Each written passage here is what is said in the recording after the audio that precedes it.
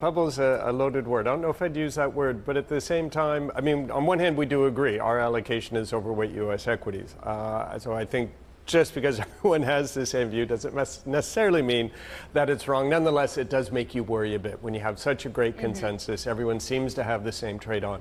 What does that mean? Again, it doesn't necessarily mean the trade is wrong, but it means if and when things do go wrong in the future, you might see an outsized reaction. So we probably want to be thinking as much about what comes next. So you talked about American exceptionalism, and I think the question is how long can it last and when will it change, because it can't go on forever. So that's what we're really focusing our attention on. So when you think about that, what are your thoughts? When do you think it could come to an end, and what could propel that end?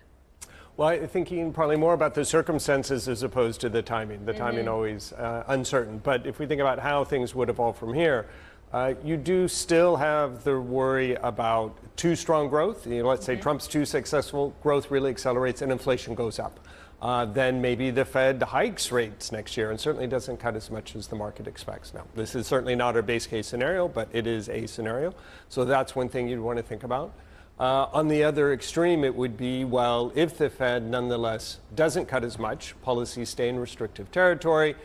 Remember all those excess savings that we had from COVID, they're gone. Maybe finally now we do see a bigger slowdown in the U.S. economy. So it's really kind of, two opposite scenarios. One, too much growth, but still a risk that you end up getting too little. Given all of that uncertainty, what do you think the dot plot is going to tell us this week? And are you, to some extent, going to ignore it, given all of the uncertainties that we have on the table, really? I would say it's not so much uncertainties, but in terms of ignoring, perhaps appreciating the context in that it's being published. So actually go back to September, when essentially the dot plot that the Fed put out the last time was premised on Harris winning the election. Even if you thought that that wasn't going to happen, then therefore those projections weren't relevant.